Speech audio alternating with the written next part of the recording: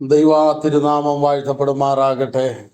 അനുഗ്രഹീതമായ ഉപവാസ പ്രാർത്ഥനയുടെ 2ാം ദിവസം പകലിൽ കർത്താവിൻ്റെ പരിശുദ്ധ പാദപീഠത്തിങ്കലായിരിക്കാൻ ദൈവം നമുക്ക് നൽകുന്ന നല്ല അവസരത്തെ ഓർത്ത് ദൈവത്തിന് സ്തോത്രം ചെയ്യുന്നു. കടന്നു വന്ന എല്ലാവർക്കും ജീവനാഥനായ കർത്താവിൻ്റെ നിസ്തുല്യനാമത്തിലുള്ള വന്ദനമറിയിക്കുന്നു.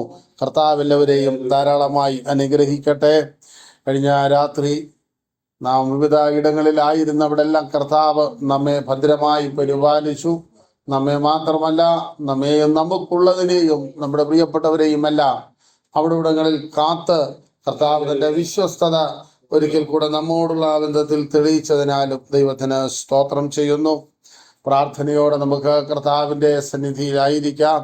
ദൈവമായ കർത്താവിനെ ആത്മാവിലും സത്യത്തിലും ആരാധിക്കുവാൻ, അവൻ്റെ വചനങ്ങളുടെ ശബ്ദം കേട്ട് അവൻ്റെ ഇഷ്ടപ്രകാരം ജീവിതത്തെ തിരിച്ചുകൊണ്ട് ജീവിതത്തെ ക്രമീകരിച്ചു കൊണ്ട് പോകുവാൻ ലഭിക്കുന്ന അവസരങ്ങളാണ് ഉപവാസ പ്രാർത്ഥന എന്നുള്ളത്. ഉപവാസ പ്രാർത്ഥനയ്ക്ക് മറ്റൊരർത്ഥമുണ്ട്, ഒരു പുനഃപരിശോധനയുടെ അനുഭവമാണ് അതിനുള്ളത്. ദീർഘദൂരം ഓടേണ്ട വാഹനം ഓടുന്നതിന് മുമ്പ് വർക്ക്ഷോപ്പിൽ കയറ്റി അത്യാവശ്യം പണികളൊക്കെ ചെയ്ത് അതിൻ്റെ എല്ലാ കാര്യങ്ങളും ക്രമീകരിച്ചിട്ട് വീണ്ടും ഒരു ദീർഘദൂരം ഓടുന്നത് പോലെ നമ്മുടെ ദീർഘനാളത്തെ ഓട്ടത്തിനിടയ്ക്ക് സംഭവിക്കുന്ന പോരായ്മകളെ പരിഹരിച്ചുകൊണ്ട് വീണ്ടും അനേക നാളുകൾ ഓടുവാനുള്ള ആ ഊർജം ദൈവസന്നിധിയിൽ നിന്ന് പ്രാപിക്കുന്നതാണ് ഉപവാസവും പ്രാർത്ഥനകളും. ദൈവത്തിന് സ്തോത്രം. ആലയത്തോട് ബന്ധപ്പെട്ടാണെങ്കിൽ ഇന്നലെ കത്തിയ കരിന്തിരിയാണ് ഇന്നുള്ളത്. അപ്പൊ ഇന്നലെ കത്തിയതെന്ന് ഇന്ന് പിന്നെ കത്തുകയല്ല. ആ തിരി കത്തിയുടെ മുറിച്ച് കളഞ്ഞിട്ട് വീണ്ടും കൊളുത്തുകയാണ്. അപ്പോൾ ഓരോ ദിവസവും പുതിയ തീയാണ്, പഴയതിൻ്റെ തുടർച്ചയല്ല. ദൈവത്തിന് സ്തോത്രം. ഓരോ ദിവസവും നമ്മൾ പുതുകി വരുന്നവരാണ്, ആത്മാവിൽ പുതുക്കം പ്രാപിക്കുന്നവരാണ്, ജീവന്റെ പുതുക്കത്തിൽ നടക്കുന്നവരാണ്. അപ്പോൾ ആ നിലയിലാണ് കർത്താവിനെ ആരാധിക്കേണ്ടത്. ക്രിസ്തീയ ജീവിതത്തിന് പഴക്കമല്ല വരേണ്ടത്, പുതുക്കമാണ് വരേണ്ടത്. ദൈവത്തിന് സ്തോത്രം. നമ്മളൊക്കെ വളരെ പഴയ പെന്തക്കോസ്തുകാരാന്ന് പറയാൻ ആഗ്രഹിക്കുന്നത്, എന്നാൽ വേദപുസ്തകം പറയുന്നത് പുതുക്കം വരണം എന്നാണ്. പഴയതൊന്നും നമ്മിൽ ഉണ്ടാവില്ലെന്ന് കർത്താവ് ആഗ്രഹിക്കുന്നു. ദൈവത്തിന് സ്തോത്രം. പ്രാർത്ഥനയോടെ നമുക്ക് കർത്താവിൻ്റെ സന്നിധിയിലായിരിക്കുമ്പോൾ ഒരു തിരുവചന ഭാഗത്തെ ചിന്തിച്ച് കർത്താവിൻ്റെ ശുശ്രൂഷ മുമ്പോട്ട് കൊണ്ടുപോകുവാൻ ആഗ്രഹിക്കുന്നു. ദൈവത്തിന് സ്തോത്രം. ലൂക്കോസിന്റെ സുവിശേഷത്തിലേക്ക് നിങ്ങളുടെ ശ്രദ്ധയെ കൊണ്ടുവരുന്നു. ലൂക്കോസിന്റെ സുവിശേഷം 2-ാം അധ്യായം 46-ാം വാക്യം. 3 നാൾ കഴിഞ്ഞ ശേഷം അവൻ ദേവാലയത്തിൽ ഉപദേഷ്ടാക്കന്മാരുടെ നടുവിൽ ഇരിക്കുന്നതും അവരുടെ ഉപദേശം കേൾക്കുകയും അവരോട് ചോദിക്കുകയും ചെയ്യുന്നതും കണ്ടു. അവന്റെ വാക്ക് കേട്ടവർക്കെല്ലാം അവന്റെ വിവേകത്തിലും ഉത്തരങ്ങളിലും വിസ്മയം തോന്നി. അവനെ കണ്ടിട്ട് അവർ അതിശയിച്ചു. അമ്മ അവനോട്, മകനെ, ഞങ്ങളോട് ഇങ്ങനെ ചെയ്തത് എന്ത്? നിന്റെ അപ്പനും ഞാനും വ്യസനിച്ചുകൊണ്ട് നിന്നെ തിരഞ്ഞു എന്ന് പറഞ്ഞു. മതി. 3 നാൾ കഴിഞ്ഞ ശേഷം അവൻ ദേവാലയത്തിൽ ഉപദേഷ്ടാക്കന്മാരുടെ നടുവിൽ ഇരിക്കുന്നതും അവരുടെ ഉപദേശം കേൾക്കുകയും അവരോട് ചോദിക്കുകയും ചെയ്യുന്നതും കണ്ടു. അവന്റെ വാക്ക് കേട്ടവർക്കെല്ലാം അവന്റെ വിവേകത്തിലും ഉത്തരങ്ങളിലും വിസ്മയം തോന്നി. അവനെ കണ്ടിട്ട് അവർ അതിശയിച്ചു. അമ്മ അവനോട്, മകനെ, ഞങ്ങളോട് ഇങ്ങനെ ചെയ്തത് എന്ത്? നിന്റെ അപ്പനും ഞാനും എന്തു വിഷമിച്ചു? ശ്രദ്ധിച്ചേ, ഇവിടെ കർത്താവിനാണ് കുറ്റം. നീ ഞങ്ങളോട് ഇങ്ങനെ ചെയ്തത് കർത്താവിനെ ചെയ്തിട്ടാ? നമുക്കതിൻ്റെ തുടർന്നുള്ള ഭാഗങ്ങളിലേക്ക് വരാം. കർത്താവായ യേശു ക്രിസ്തു ബേദലഹേമിൽ ജനിച്ചിട്ട് അവൻ നസ്രായൻ എന്ന പേരിനാൽ അറിയപ്പെടേണ്ടതിന് നസ്രത്തിലേക്ക് പോയി. അവൻ്റെ അപ്പനും അമ്മയും താനുമായി നസ്രത്തിൽ ആയിരിക്കുമ്പോൾ, യോസെഫിന്റെ വീട് നസ്രത്തിലാണ്. അപ്പോൾ ലബനോൻ പർവ്വത നിരയുടെ താഴ്വാരത്തിലുള്ള ചുണ്ണാമ്പുകല്ലുകൾ കൊണ്ടുള്ള ആ മലയുടെ താഴ്വാരത്തിലുള്ള ഒരു താഴ്വര പ്രദേശമാണ് ഈ നസ്രത്ത് എന്ന് പറയുന്നത്. യെരുശലേമിൽ നിന്ന് അധികം ദൂരമൊന്നുമില്ല. സമുദ്രനിരപ്പിൽ നിന്ന് ഏതാണ്ട് 1000 താഴെ അടി ഉയർച്ചയെ ഈ സ്ഥലത്തുള്ളൂ. അങ്ങനെയുള്ള ഒരു സമതല പ്രദേശത്താണ് നസ്രത്ത് സ്ഥിതി ചെയ്യുന്നത്. പുരാതന നസ്രത്ത്. ഇപ്പോഴത്തെ നസ്രത്ത് വളരെ അറിയപ്പെടുന്ന ഒരു പട്ടണമാണ്. അനേക വിദേശികളും സഞ്ചാരികളും യേശുക്രിസ്തു വളർന്ന സ്ഥലം എന്ന നിലയിൽ അതിന് വലിയ പരിഗണന നൽകി വലിയ പള്ളികളും സംവിധാനങ്ങളും ഒക്കെ ഒരുക്കി അതിനെ ആദരിച്ചു വരുന്നു.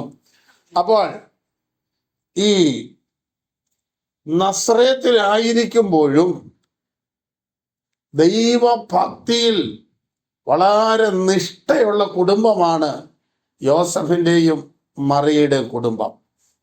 ദൈവത്തെ ആരാധിക്കുന്നതിനും ദൈവത്തെ സേവിക്കുന്നതിനും കർത്താവിന് കൊടുക്കുന്നതിനും ഒന്നും ഒരു മടുപ്പുമില്ല.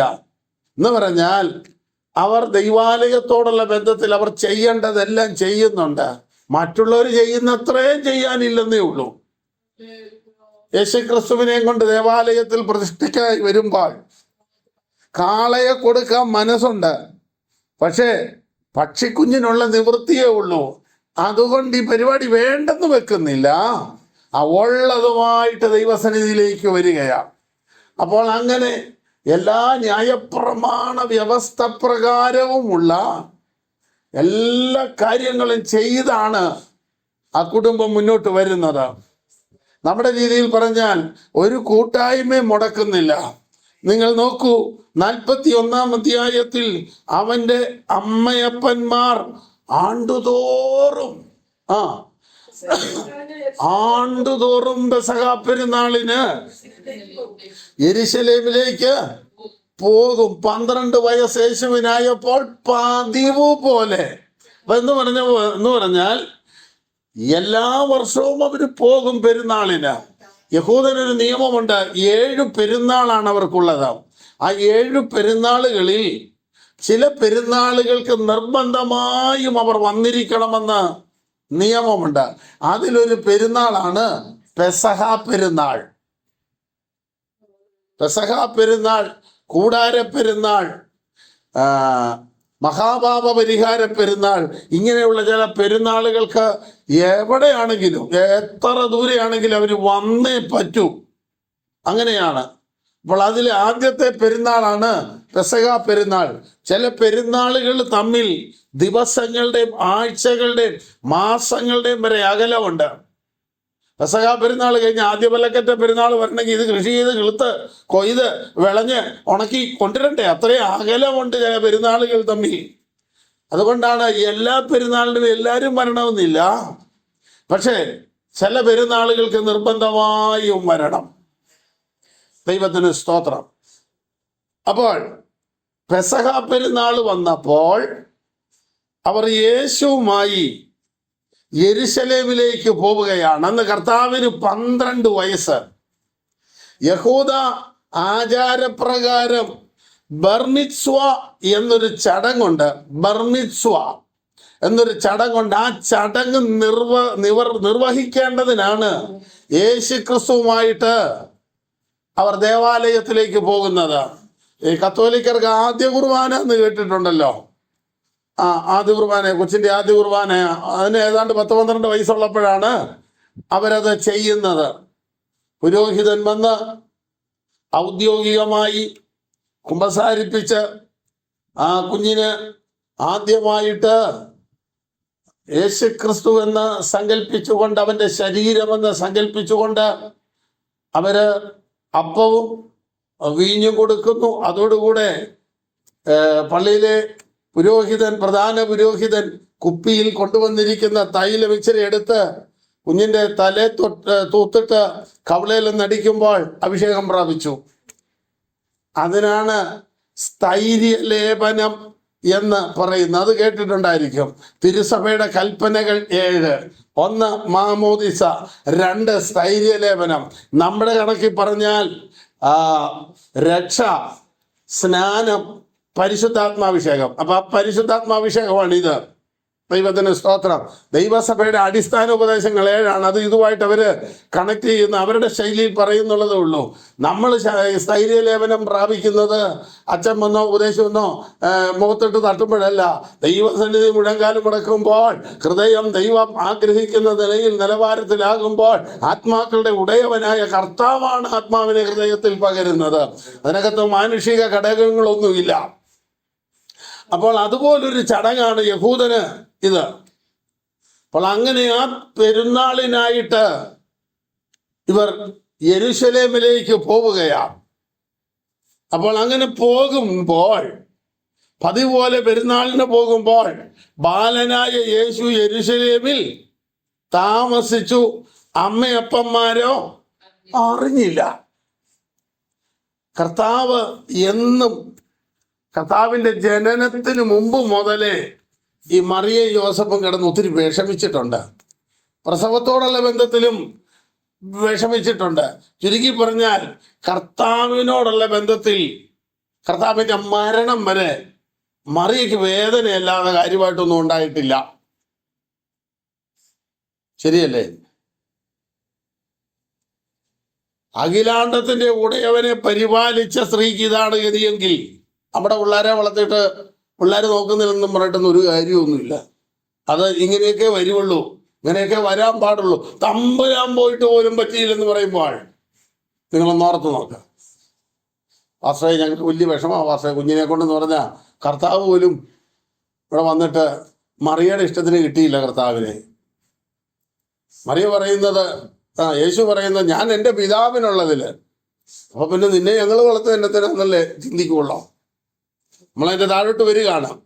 അപ്പോൾ ഇങ്ങനെ യെരുശലേമിൽ ചെന്ന്, യെരുശലേമിലേക്ക് പോകുന്ന വഴി അവരതിലെല്ലാം കണ്ട് കറങ്ങി നടന്നിട്ട് യെരുശലേമിൽ വെച്ച് യേശു മിസ്സായിപ്പോയി.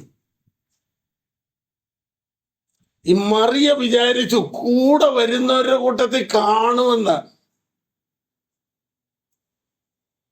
ഇതെന്നെ ഒരു സ്ത്രീയാ.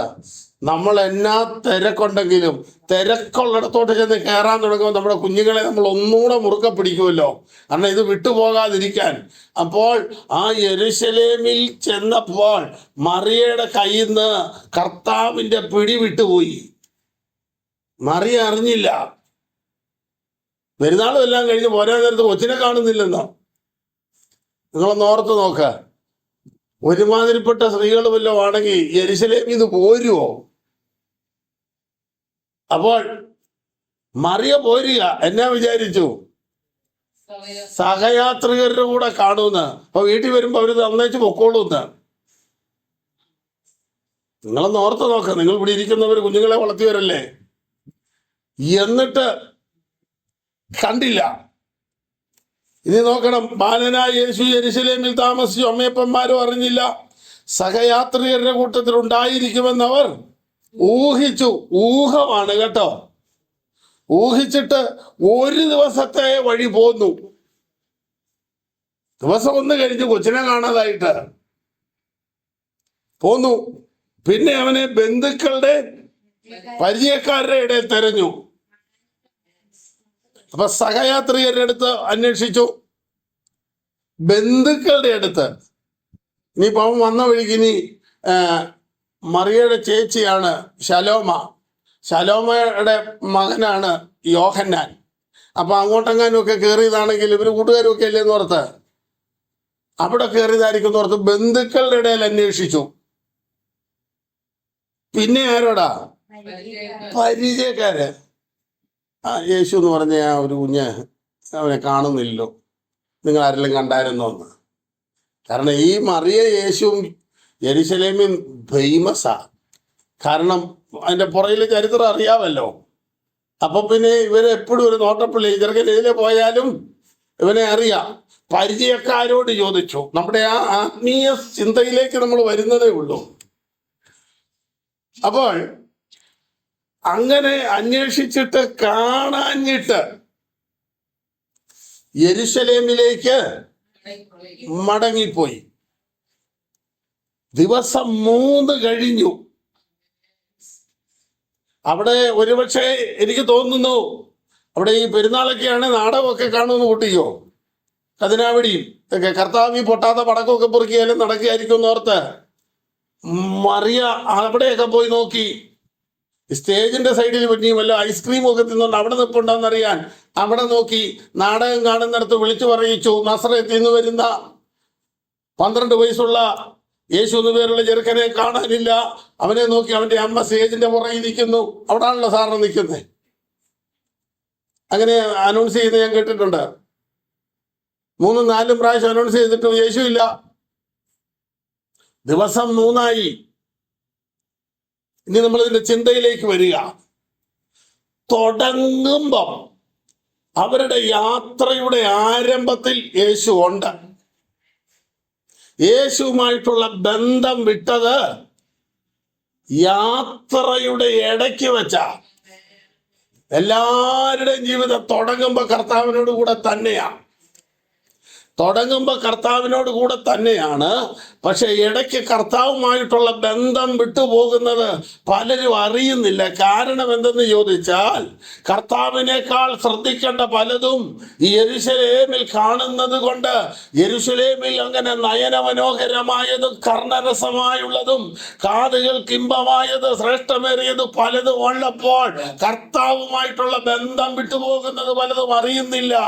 എന്നെ കേൾക്കുന്ന പ്രിയപ്പെട്ടവരെ, വിശ്വാസ ജീവിതത്തിന്റെ ആരംഭത്തിൽ ലോകം വേണ്ട, എനിക്കൊന്നും വേണ്ട, നാഥന്റെ സന്നിധി ചേർത്താൽ മതിയെന്ന് പറഞ്ഞ് പൂർണ്ണ തീരുമാനത്തോടെ ലോകത്തെയും ലോകത്തിലുള്ളതിനെയും ലോക ഇമ്പങ്ങളെയും ലോക ദാടി മോടികളെയും ലോക സുഖ സൗകര്യങ്ങളാകുന്ന പ്രതാപങ്ങളെയും എല്ലാം യാത്ര പറഞ്ഞിട്ട് ഏകനാഥനായ കർത്താവിനെ നെഞ്ചിലേറ്റി യാത്ര തുടങ്ങി. എന്നാൽ മുന്നോട്ടുള്ള ജീവിതത്തിന്റെ നടുവിൽ പലതും കണ്ടും കേട്ടും കൊണ്ടും കൊടുത്തും അറിഞ്ഞുമൊക്കെ വന്നപ്പോൾ അറിയുന്നില്ല ദൈവവുമായിട്ടുള്ള ബന്ധം നഷ്ടപ്പെട്ടു പോയെന്നുള്ളത്. ദൈവത്തിന് സ്തോത്രം. തിരിച്ചു പോരേണ്ട നാഴിക വന്ന് കർത്താവിനെ തപ്പുമ്പോൾ കർത്താവിനെ കാണുന്നില്ല. ദൈവത്തിന് സ്തോത്രം. അപ്പോൾ ഈ ഉപവാസ പ്രാർത്ഥനയുടെ പകലിൽ ഈ 2-ാം ദിവസം തുടങ്ങിയപ്പോൾ, ജീവിതയാത്ര തുടങ്ങിയപ്പോൾ കൂടെ ഉണ്ടായിരുന്ന ദൈവ സാന്നിധ്യം ഈ പകലും നിന്നോട് കൂടെ ഉണ്ടോ എന്നൊരാത്മപരിശോധന നടത്തേണ്ടിയിരിക്കുന്നു. മോശ ഇസ്രായേലിനെ മിസ്രയീമിൽ നിന്ന് പുറപ്പെടുവിക്കുന്നു. മരുഭൂമിയിൽ കൊണ്ടുവന്ന് നിർത്തുമ്പോഴും മോശ പറയുന്ന ഒരു കാര്യമുണ്ട്, തിരുസാന്നിധ്യം ഞങ്ങളോടുകൂടെ പോരുന്നില്ലെങ്കിൽ ഞങ്ങളെ അയക്കരുത് കർത്താവ്. മാനുഷിക ബുദ്ധിയിൽ ആശ്രയിച്ച്, പരിശ്രമങ്ങൾ കൊണ്ട് ആശ്രയിച്ച്, കരബലം കൊണ്ടും കായിക ബലം കൊണ്ടുമൊന്നും ഞങ്ങൾ ഉദ്ദേശിക്കുന്ന ലക്ഷ്യത്തിൽ നിങ്ങൾക്ക് എത്തുവാൻ കഴിയുകയില്ല. നിന്റെ സാന്നിധ്യം ഞങ്ങളുടെ കൂടെ പോരണം. ദൈവത്തിന് സ്തോത്രം. അപ്പോൾ മറിയയ്ക്ക് കർത്താവിനെ യെരുശലേമിൽ വെച്ച് നഷ്ടപ്പെട്ടു പോയിട്ട് യേശുവില്ലാതെ അവൾ തിരികെ പോവുക. അപ്പോൾ യേശുവിനോട് ഒപ്പം യാത്ര ചെയ്ത ആ ഒരു ദിവസത്തേക്കാൾ യേശുവില്ലാതെ ജീവിച്ച 3 ദിവസമാ കൂടുതല്. പ്രിയരെ, കർത്താവുമായി ജീവിച്ച നാളുകളാണോ, കർത്താവിനോട് ബന്ധമില്ലാതെ ജീവിച്ച നാളുകളാണോ കൂടുതലെന്ന് പെന്തക്കോസ്തുകാരായ വിശ്വാസികളെന്ന് അഭിമാനിക്കുന്ന നമ്മൾ ആത്മാവിനൊന്ന് ചിന്തിക്കേണ്ടിയിരിക്കുന്നു. കർത്താവ് കൂടെ ഉണ്ടെങ്കിൽ ഇങ്ങനെയാണോ ജീവിക്കുന്നത്? ഇങ്ങനെയാണോ സംസാരിക്കുന്നത്? ഇങ്ങനെയാണോ പെരുമാറുന്നത്? ഇങ്ങനെയാണോ ഇടപെടേണ്ടത്? ഇങ്ങനെയാണോ ജീവിക്കേണ്ടത്? ദൈവത്തിന് സ്തോത്രം. മറിയയുടെ കയ്യിൽ നിന്ന് കർത്താവ് പോയത് മറിയ അറിഞ്ഞില്ല. നമ്മൾ പല കാര്യത്തിലും ഇടപെട്ട് പലരുടെയും വ്യക്തിപരമായ ജീവിതത്തിലും രഹസ്യമായ ജീവിതത്തിലേക്കുമൊക്കെ എത്തി നോക്കുകയും ചർച്ച ചെയ്തും ആലോചന പറഞ്ഞും പലവിധ കാര്യങ്ങളിൽ ഇടപെട്ടും ബന്ധപ്പാടുകളിൽ സംഘം ചേർന്ന് ആനന്ദിക്കുകയൊക്കെ ചെയ്തപ്പോൾ നഷ്ടപ്പെട്ടത് ക്രിസ്തുവാണെന്ന്, കൈമോശം വന്നത് രക്ഷയുടെ സന്തോഷമായ കർത്താവാണെന്നുള്ളത് നാം വിസ്മരിച്ചു കളയരുത്. അപ്പോൾ മറിയ വിചാരിക്കുക കൂടെ വരുന്നവരുടെ കൂടെ കാണുമെന്ന്. എന്റെ കൂടെ എന്റെ കർത്താവില്ലെങ്കിൽ എന്റെ കൂടെ വരുന്നവന്റെ കൂടെ കാണുമോ? ചേരുമ്പടിയല്ലേ ചേരുവുള്ളൂ. കർത്താവുള്ളവരുടെ കൂട്ടത്തിൽ കർത്താവ് കൂടെയുള്ളവരുടെ കൂട്ടത്തിലും കർത്താവുണ്ട്. കർത്താവ് നഷ്ടപ്പെട്ട മറിയ കൂടെയുള്ളവരുടെ കൂടെ കാണുമെന്ന് വിചാരിച്ചാൽ കൂടെയുള്ളവർക്കുള്ളത് കൊണ്ട് നിനക്കുണ്ടാകണമെന്നില്ല. കൂടെയുള്ളവർ അനുഭവിക്കുന്ന ആത്മസന്തോഷം നിനക്ക് പ്രാപിപ്പാൻ കഴിയണമെന്നില്ല. മറിയേ, നീ കൊണ്ടുവന്ന നിന്റെ കർത്താവ് നിന്റെ കൂടെയുണ്ടോ? ദൈവത്തിന് സ്തോത്രം. എന്റെ കൂടെ എന്റെ കർത്താവ് ഇല്ലെങ്കിൽ എന്റെ കൂടെ വരുന്നവരുടെ കൂടെ കാണുമോ? സഹയാത്രികരുടെ കൂടെ, ദൈവമില്ലാത്തവരുടെ കൂട്ടത്തിലാണ് ഇപ്പോൾ. യേശുവില്ലാത്തവരുടെ കൂട്ടത്തിലാണ് മറിയ യാത്ര ചെയ്യുന്നത്. യേശുവില്ലാത്തവരുടെ കൂട്ടത്തിൽ യേശുവിനെ അന്വേഷിക്കുകയാണ്. ദൈവത്തിന് സ്തോത്രം. ലൂക്കോസിന്റെ സുവിശേഷം 19-ാം അധ്യായത്തിന്റെ ആരംഭ വാക്കുകളിൽ പരീശനും ചുങ്കക്കാരിൽ പ്രമാണിയുമായ സക്കായി എന്ന വളർച്ചയിൽ പൊക്കം കുറഞ്ഞ മനുഷ്യൻ യേശു എങ്ങനെയുള്ളവനെന്ന് കാണുവാൻ ശ്രമിച്ചു. എന്നാൽ അവൻ പൊക്കം കുറഞ്ഞവനായതുകൊണ്ട് യേശു ക്രിസ്തുവിനെ കാണുവാൻ കഴിഞ്ഞില്ല. സക്കായി എന്ത് ചെയ്തു? പുരുഷാരത്തെ വിട്ടു. കർത്താവിനെ വെളിപ്പെടുത്തി കാണിക്കാത്ത, കർത്താവിനെ കാണുവാൻ സാധിക്കാത്ത പുരുഷാരത്തെ വിടുവാൻ സക്കായി തയ്യാറായി. നീ ആയിരിക്കുന്ന മേഖലകൾ, നീ ആയിരിക്കുന്ന മണ്ഡലങ്ങൾ കർത്താവിനെ വേണ്ട പോലെ വെളിപ്പെട്ട് കിട്ടുന്നില്ലെങ്കിൽ ആ പുരുഷാരത്തെ വിടാൻ തയ്യാറാകണം. ആ സമൂഹത്തെ വിടുവാൻ തയ്യാറാകണം. ഞാനും നിങ്ങളും ഇന്നലകളിൽ ആരാധിച്ച നമ്മുടെ പാരമ്പര്യത്തിന്റെ സമൂഹം നാം ആരാധിക്കുന്ന കർത്താവിനെ വേണ്ട പോലെ വെളിപ്പെടുത്തി തരുവാൻ കഴിയാത്തത് കൊണ്ടാണ് നാം അത് വിടുവാൻ തയ്യാറായത്. അങ്ങനെയെങ്കിൽ നീയോ ദൈവത്തിന്റെ മനുഷ്യനായുള്ളവേ അത് വിട്ട് ഓടണം.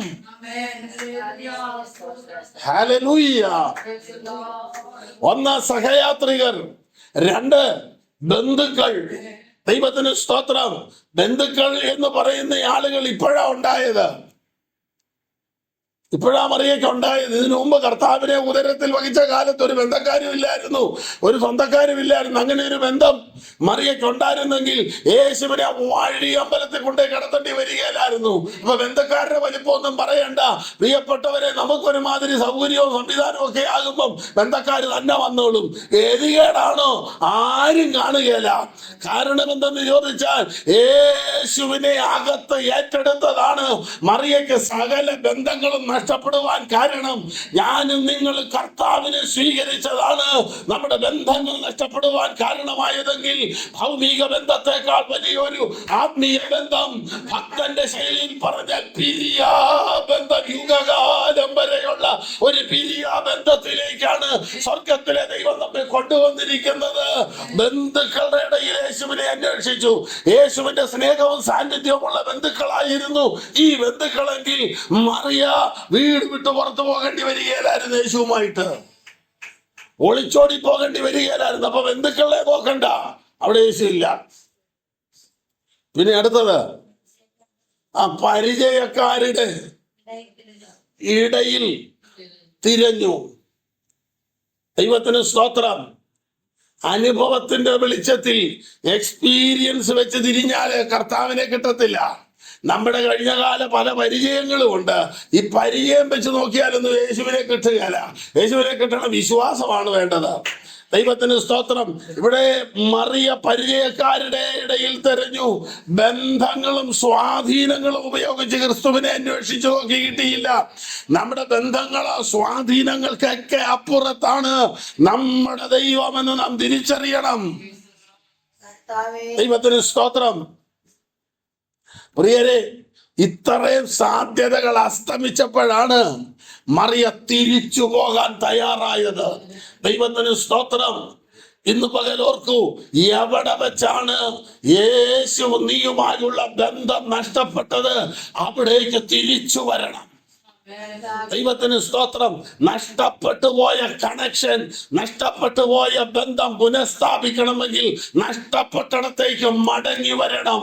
ദൈവത്തിന് സ്തോത്രം. വെളിപ്പാട് പുസ്തകം ഇങ്ങനെ പറയുന്നു, നീ ഏതിൽ വീണിരിക്കുന്നു, എവിടെ വീണിരിക്കുന്നു, എവിടെ നീ നഷ്ടപ്പെട്ടു പോയി. നിന്നെ ഏൽപ്പിച്ച കൃപകൾ, താലന്തുകൾ, പ്രാർത്ഥനാ ജീവിതം, വെളിപ്പാടുകൾ, ദൈവ ചിന്തകൾ, ആലോചനകൾ, ദൈവിക അനുഭവങ്ങൾ നഷ്ടപ്പെട്ടത് എവിടെയാണോ അവിടേക്ക് മടങ്ങി വരണം. മാനസാന്തരപ്പെട്ട് നിന്റെ ആദ്യത്തെ പ്രവൃത്തിയിലേക്ക് തിരിച്ചു വരണം. ഒരു മടങ്ങി വരവിലൂടെ അല്ലാതെ ക്രിസ്തുവിനെ തിരികെ പ്രാപിപ്പാൻ കഴിയുകയില്ല. ദൈവത്തിന് സ്തോത്രം. അങ്ങനെ യെരൂശലേമിലേക്ക് മറിയ തിരിച്ചു വരിക. തിരിച്ചു വന്ന് അതിലെല്ലാം തപ്പിയിട്ട് യേശുവിനെ കണ്ടില്ല. മൂന്നാം ദിവസം ദേവാലയത്തിൽ വെച്ച് കണ്ടു. അപ്പൊ ഇവര് തേടിയതും തപ്പിയതും ഒക്കെ എവിടാ? ഞാൻ ഈ മുമ്പേ പറഞ്ഞ സ്ഥലത്തൊക്കെയാ. പെരുന്നാളിന് പോയി പള്ളിയിൽ യേശുണ്ട്. ഇവര് പള്ളി കയറാതെ ബാക്കി എല്ലായിടത്തും കിടന്ന് തപ്പുക. സാധാരണ പിള്ളേര് കാണുന്നിടത്ത് യേശു കാണുമെന്ന് വിചാരിക്കരുത്. സാധാരണ ആൾക്കൂട്ടങ്ങൾ ഉള്ളിടത്ത് കർത്താവ് ഉണ്ടാകുമെന്ന് വിചാരിക്കരുത്. ആൾക്കൂട്ടങ്ങളല്ല കർത്താവിന് വേണ്ടത്.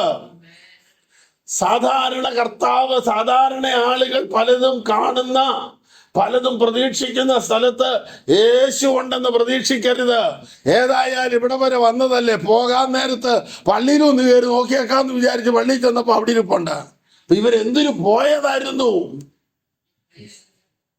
യേശു ചെന്ന് പള്ളിയിലോട്ട് പോയി ഇവരെ പെരുന്നാളിന് വിൽക്കുന്ന കൊന്തയും എന്തിങ്ങും മൊറവും കത്തിയും ചെരുവും ബക്കറ്റും മലരും ഒക്കെ മേടിക്കാനായിട്ട് അതിലേ കിടന്ന് കറങ്ങിയപ്പോൾ ഭൗതികമായത് പലതും നേടാനുള്ള വ്യഗ്രതയ്ക്കകത്ത് നസ്രായൻ നഷ്ടപ്പെട്ടു പോയെന്ന് കർത്താവ് പറയുന്നു. ഞാൻ എൻ്റെ പിതാവിനുള്ളതിൽ ഇരിക്കേണ്ടതല്ലയോ? അപ്പോൾ അവനെ അന്വേഷിക്കേണ്ടത് അവന്റെ പിതാവിനുള്ളതിലാണ്. മറിയ അന്വേഷിച്ചത് പുറത്താണ്. ദൈവത്തിന് സ്തോത്രം. ജീവിതത്തിൽ കർത്താവ് നഷ്ടപ്പെട്ടു പോയിട്ടുണ്ടെങ്കിൽ ഒരു മടങ്ങി വരവാണ് ആദ്യം ഉണ്ടാകേണ്ടത്. എവിടെ വെച്ച് നീയും കർത്താവുമായുള്ള ബന്ധം നഷ്ടപ്പെട്ടു, ഏത് പ്രവൃത്തി കൊണ്ട് കർത്താവ് നീയുമായുള്ള ബന്ധം നഷ്ടപ്പെട്ടു, ഏത് സ്ഥാനത്ത്, ഏത് സ്ഥലത്ത്, എവിടെ വെച്ചെന്ന് എപ്പോൾ കർത്താവുമായുള്ള ബന്ധം നഷ്ടപ്പെട്ടോ അവിടേക്കൊന്ന് മടങ്ങി വരണം, അവിടേക്കൊന്ന് തിരിച്ചു വരണം, അവിടേക്കൊന്ന് ഇറങ്ങി വരണം. നീ ഇട്ടേച്ചു പോയാൽ നിന്റെ പുറകെ വന്ന് നിന്റെ കയ്യെ പിടിക്കുന്നവനല്ല എന്റെ കർത്താവ്. ദൈവത്തിന് സ്തോത്രം. കർത്താവ് ഓപ്ഷൻ വെച്ചിരിക്കുന്നത് നോക്കൂ. കണ്ടാലും ഞാൻ വാതിൽക്കൽ നിന്ന് മുട്ടുന്നു. ആരെങ്കിലും എന്റെ ശബ്ദം കേട്ട് വാതിൽ തുറന്നാൽ ഞാൻ അവനോടും അവൻ എന്നോടും കൂടെ അത്താഴം കഴിക്കും. കർത്താവിന് തന്നെ തിരിച്ചു വരാൻ അറിയാൻ മേലാത്ത ആളല്ല. കാരണം എന്താന്ന് ചോദിച്ചാൽ ഈ 47-ാം വാക്യത്തിൽ അവന്റെ വാക്ക് കേട്ടവർക്കെല്ലാം അവന്റെ വിവേകത്തിലും ഉത്തരത്തിലും അത്ഭുതം തോന്നി. വേദശാസ്ത്രികളുടെ നടുവിൽ ഇരിക്കുകയും അവര് പറയുന്നത് കേൾക്കുകയും അവരോട് അങ്ങോട്ട് സംശയം ചോദിക്കുകയും ചെയ്യാൻ അറിയാവുന്നവൻ നാസറേത്തിലെ യോസേഫിന്റെ വീട്ടിൽ വരാൻ അറിയാൻ മേലേ? അപ്പോൾ ആവശ്യം യേശുവിന്റെ അല്ല, ആവശ്യം മറിയയുടെയാ. കർത്താവിനെ തിരികെ പ്രാപിക്കേണ്ടത് മറിയയുടെ ആവശ്യമാ. യേശുവിനെ സ്വന്തമാക്കേണ്ടത് നമ്മുടെ ആവശ്യമാണ്. ദൈവത്തിന് സ്തോത്രം. അതുകൊണ്ട് പ്രിയപ്പെട്ടവരെ, കർത്താവിന്റെ സാന്നിധ്യം നഷ്ടപ്പെട്ടു പോയ മേഖല ഏതാന്ന് കണ്ടെത്തി, ഏതാന്ന് തിരഞ്ഞു പിടിച്ച് അവിടേക്ക് പോരേണ്ടത് ആവശ്യമാണ്. 3-ാമത്തെ ദിവസം യേശുവിനെ അവർ കണ്ടെത്തുന്നു. ലോകത്തിൽ യേശുവിനെ അവന്റെ ബാല്യത്തിൽ 3 ദിവസം അവന്റെ മാതാപിതാക്കൾക്കും അവന്റെ മരണത്തോട് ബന്ധപ്പെട്ടും 3 ദിവസം ലോകത്തിനും കർത്താവിനെ നഷ്ടപ്പെട്ടു. ദൈവത്തിന് സ്തോത്രം. എന്നാൽ ഇന്നോ ലോകാവസാനത്തോളം എല്ലാ നാളും അവൻ കൂടെ ഉണ്ടെന്ന് നമ്മോട് അരുളി ചെയ്യുന്നു. ദൈവത്തിന് സ്തോത്രം. ആൾക്കൂട്ടത്തിന്റെ നടുവിൽ യേശുവിനെ അന്വേഷിക്കുകയാണ് മറിയ. ദൈവത്തിന് സ്തോത്രം. ഉത്തമഗീതം 3-ാം അധ്യായത്തിൽ അതിന്റെ 1-ാം വാക്യത്തിൽ നാം ഇങ്ങനെ കാണുന്നു. രാത്രിയിൽ ഞാൻ എൻ്റെ കിടക്കയിൽ ഞാൻ എൻ്റെ പ്രാണപ്രിയനെ അന്വേഷിച്ചു, ഞാൻ അവനെ അന്വേഷിച്ചു, കണ്ടെത്തിയില്ല താനും. നിന്റെ വിശ്രമവേളകളിൽ നിന്നോട് ചേർന്ന്, നിന്റെ ആഡംബര സുഖജീവിതത്തിനകത്ത് നിന്നോട് ചേർന്ന് കർത്താവുണ്ടെന്ന് തെറ്റിദ്ധരിക്കരുത്. അവളുടെ കിടക്കയിൽ, അവന്റെ വിശ്രമവേളയിൽ പ്രിയനെ അന്വേഷിച്ച് കണ്ടില്ല. അവൾ എഴുന്നേറ്റ് പല സ്ഥലത്ത് തപ്പി. ഒടുവിൽ അവൾ പുറത്തേക്ക് വരികയാണ്. പട്ടണത്തിൽ വന്നു, തെരുവിൽ വന്നു, കാവൽക്കാരോട് ചോദിച്ചു, എന്റെ പ്രാണപ്രിയനെ കണ്ടോ എന്ന്. കണ്ടില്ല. ഒടുവിൽ അവരെ വിട്ട് കുറെ അങ്ങോട്ട് ചെന്നപ്പോൾ ഞാൻ എൻ്റെ പ്രാണപ്രിയനെ കണ്ടു. വിടേണ്ടത് വിടുമ്പോൾ കാണേണ്ടവനെ കാണുമെന്ന്. ദൈവത്തിന് സ്തോത്രം. സക്കായി ദൈവപുത്രനായ ക്രിസ്തുവിനെ കാണുവാൻ തടസ്സമായി നിന്ന പുരുഷാരത്തെ വിട്ട് മുന്നോട്ടോടിയപ്പോൾ കർത്താവിനെ അവൻ കാണുവാനിടയായി തീർന്നു. നീ വിടേണ്ടത് വിട്ട് ഓടേണ്ടത് പോലെ ഓടിയാൽ കർത്താവിനെ കാണുവാനിടയാകും. അവരെ വിട്ട് കുറെ അങ്ങോട്ട് ചെന്നപ്പോൾ ഞാൻ എൻ്റെ പ്രാണപ്രിയനെ കണ്ടു. കൊട്ടാരം വിട്ടു, പ്രൗഢി വിട്ടു, ആഡംബരം വിട്ട് കന്യകയായ ശൂലേമി പുറത്തിറങ്ങിയപ്പോൾ, ഉന്നത സ്ഥാനങ്ങൾ വിട്ട് പുറത്തു വന്നപ്പോൾ തന്റെ പ്രാണപ്രിയനെ കാണുവാനിടയായി. പ്രാണപ്രിയൻ വിളിച്ചു പറയുന്നുണ്ട്, കാന്തേ, ലെബാനോനെ വിട്ട് എന്നോട് കൂടെ വരിക. അമാനാമുകളും ശേനീർ ഹെർമോൻ പർവ്വതങ്ങളും പുള്ളിപ്പുലിയുടെ ഗുഹകളും വിട്ട് എന്നോട് കൂടെ വരിക. ലെബാനോനെ വിടാൻ പറഞ്ഞാൽ ലെബാനോൻ ആത്മീയ ഭാഷയിൽ ഉന്നതമായത്, ശ്രേഷ്ഠമായത്, മഹത്വമുള്ളത്, പേര് കേട്ടതെന്നൊക്കെയാണ് അർത്ഥം. നീ എന്നോട് കൂടെ പാർക്കാൻ ആഗ്രഹിക്കുന്നെങ്കിൽ നീ അത് വിട്. കാരണം ഉന്നതമായ സ്വർഗം വിട്ട് നിനക്ക് വേണ്ടി തന്നെ താൻ താഴ്ത്തി ഭൂമിയിൽ മനുഷ്യ സദൃശ്യത്തിൽ ഇറങ്ങി വന്ന എന്നോട് കൂടെ പാർക്കുവാൻ നീ ആഗ്രഹിക്കുന്നെങ്കിൽ കാന്തേ, ലോകത്തിൽ നീ വലുതായി കാണുന്നതൊക്കെ വിട്ടെന്നോട് കൂടെ വരിക. യേശു തന്റെ പരസ്യ ശുശ്രൂഷാകാലത്തും അത് തന്നെയാ പറയുന്നത്. അങ്ങനെ തന്നെ തനിക്കുള്ളതൊക്കെയും വിട്ട് പിരിയാത്ത ഒരുവനും എന്റെ ശിഷ്യനായിരിക്കാൻ കഴിയുകയില്ല. ദൈവത്തിന് സ്തോത്രം. 63-ാം സങ്കീർത്തനം 1-ാം വാക്യത്തിൽ ദൈവത്തിന്റെ ദാസനായ ദാവീദ് ഏകാന്തതയുടെ ഗുഹയ്ക്കകത്ത് കർത്താവിന്റെ സാന്നിധ്യത്തിന് വേണ്ടി വാഞ്ചിക്കുന്നു. അവൻ പറയുന്നു, ദൈവമേ, നീ എന്റെ ദൈവം, അധികാലത്ത് ഞാൻ നിന്നെ അന്വേഷിക്കും. വെള്ളമില്ലാതെ ഉണങ്ങി വരേണ്ട ദേശത്ത് എന്റെ ശരീരത്തിന്റെ ദാഹത്തേക്കാൾ എന്റെ ആത്മാവിന്റെ ദാഹത്തിനായി ഞാൻ വാഞ്ചിക്കുന്നു. കാരണം നിന്റെ ജീവനേക്കാൾ നല്ലതല്ലോ എന്റെ അധരങ്ങൾ നിന്നെ സ്തുതിക്കും. എന്റെ കിടക്കയിൽ ഞാൻ നിന്നെ ഓർക്കയും. രാത്രിയാമങ്ങളിൽ എന്റെ ജീവിതത്തിൽ ഇരുൾ മൂടുന്ന രജനിയിൽ, ഇരുൾ മൂടുന്ന കറുത്ത ഇരുട്ടിന്റെ നടുവിൽ, സാധ്യതകളുടേതായ എല്ലാ മേഖലകളും അടഞ്ഞൊന്നുമില്ലാത്ത ശൂന്യതയുടെ നടുവിൽ എന്റെ കിടക്കയിൽ ഞാൻ നിന്നെ ഓർക്കയും രാത്രിയാമങ്ങളിൽ നിന്നെ ധ്യാനിക്കുകയും ചെയ്യുമ്പോൾ എന്റെ പ്രാണന് മത്സ്യയും മേധസ്സും കൊണ്ടെന്ന പോലെ തൃപ്തി വരുന്നു. നീ ഏത് സാഹചര്യത്തിലായിരുന്നാലും നിന്റെ തമ്പുരാനെ നീ ധ്യാനിക്കാൻ തയ്യാറായാൽ ക്ഷീണിച്ച നിന്റെ മനസ്സിന്, തളർന്ന നിന്റെ ഹൃദയത്തിന് പുതിയ ശക്തി തരത്തക്കവണ്ണം മജ്ജയും മേധസ്സും കൊണ്ട് ശരീരം തൃപ്തിപ്പെടുന്ന പോലെ, ബലപ്പെടുന്നത് പോലെ അകത്തെ മനുഷ്യനെ ആത്മാവിൽ ശക്തിപ്പെടുത്തുന്ന അതുല്യ സാന്നിധ്യത്താൽ പരിപോഷിപ്പിക്കുവാൻ കഴിയുന്ന മഹാദൈവത്തിന്റെ സാന്നിധ്യം നീ വാഞ്ചിച്ചാൽ നിന്റെ ഇരുളിൻ നടുവിലും വെളിപ്പെടും. Praise the Lord. യോഹന്നാന്റെ സുവിശേഷം 20-ാം അധ്യായം 1-ാം വാക്യത്തിൽ മറിയ അതിരാവിലെ ഇരുട്ടുള്ളപ്പോൾ കല്ലറയ്ക്കലേക്ക് ചെന്ന് കർത്താവിനെ അന്വേഷിച്ച് പോവുകയാണ്. ദൈവത്തിന് സ്തോത്രം. ജീവിതത്തിൽ പ്രിയൻ നഷ്ടപ്പെട്ടെങ്കിൽ, ജീവിതത്തിൽ കർത്താവിനെ നഷ്ടപ്പെട്ടെങ്കിൽ, കർത്താവുമായുള്ള ബന്ധം നഷ്ടപ്പെട്ടെങ്കിൽ അന്വേഷിക്കാൻ തയ്യാറാകണം. അന്വേഷിച്ചവരൊക്കെ കണ്ടെത്തിയിട്ടുണ്ട്. അന്വേഷിച്ചവരൊക്കെ അതിന്റെ സാന്നിധ്യത്തിന്റെ മഹത്വം അനുഭവിച്ചിട്ടുണ്ട്. കർത്താവ് തന്നെ പറഞ്ഞിട്ടുണ്ട്, അന്വേഷിച്ചാൽ നിങ്ങൾ കണ്ടെത്തും. നിങ്ങൾ എന്നെ അന്വേഷിക്കണം. ജാഗ്രതയോടെ എന്നെ അന്വേഷിക്കുമ്പോൾ നിങ്ങൾ എന്നെ കണ്ടെത്തും. ദൈവത്തിന് സ്തോത്രം. കർത്താവിനെ കണ്ടുമുട്ടുവാൻ, കർത്താവുമായുള്ള ബന്ധം സ്ഥാപിക്കുവാൻ, കർത്താവിനെ ആത്മാവിൽ ആരാധിക്കുവാൻ, ദൈവ സാന്നിധ്യത്തിന്റെ മഹത്വം അനുഭവിക്കുവാൻ കർത്താവ് നമുക്ക് ഭാഗ്യം നൽകിയെങ്കിൽ, കർത്താവ് നമുക്ക് ശ്രേഷ്ഠത നൽകിയെങ്കിൽ ആ നല്ല നാഥന്റെ കരത്തിലേക്ക് നമ്മെ ഒന്ന് ഏൽപ്പിച്ചു കൊടുക്കുവാൻ കഴിയട്ടെ. ദൈവത്തിന് സ്തോത്രം. മറിയ തന്റെ സങ്കടത്തിന്റെ, തന്റെ വിഷയത്തിന്റെ ആധിക്യം വലുതായപ്പോൾ കർത്താവ് അവളോട് സംസാരിക്കുന്നത് പോലും അവൾക്ക് തിരിച്ചറിയാൻ കഴിഞ്ഞില്ല. പ്രിയപ്പെട്ടവരെ, നമ്മുടെ സങ്കടം വലുതാകുമ്പം തമ്പുരാൻ ഇടപെട്ടാലും ചിലപ്പോൾ അത് അങ്ങനെ തോന്നുകയില്ല. ഈ പ്രശ്നം വലുതാകുമ്പോൾ, വലിയ പ്രശ്നങ്ങളുടെ നടുവിൽ കർത്താവ് എപ്പോഴും അലറി വിളിക്കുകയല്ലോ, അവൻ ശാന്തമായിട്ട് ഇടപെടും.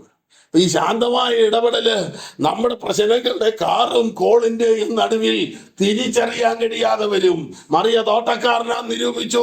രാത്രിയുടെ 4-ാം യാമത്തിൽ ഇളകി മറിയുന്ന കടലിൽ ആടി ഉലയുന്ന പടകിൽ ഉയർന്ന തിരമാലകളെ തന്റെ പാതാരവിന്ദങ്ങളിൽ ചവിട്ടി താഴ്ത്തി അരുമ ശിഷ്യരെ തേടിയെത്തിയ കർത്താവിനെ കണ്ട ശിഷ്യന്മാർ ഭൂതമാണെന്ന് പറഞ്ഞു. പ്രശ്നങ്ങളുടെ വലുപ്പത്തിൽ പലപ്പോഴും വിടുതലിന്റെ ദൈവത്തിന്റെ ശബ്ദം തിരിച്ചറിയുവാൻ നമുക്ക് കഴിയാതെ വരും. എന്നാൽ നീ ഒന്ന് ശാന്തമാകുക, നീ ഒന്ന് സ്വസ്ഥമാകുക, കർത്താവിന്റെ ശബ്ദം തിരിച്ചറിയുവാൻ കഴിയും.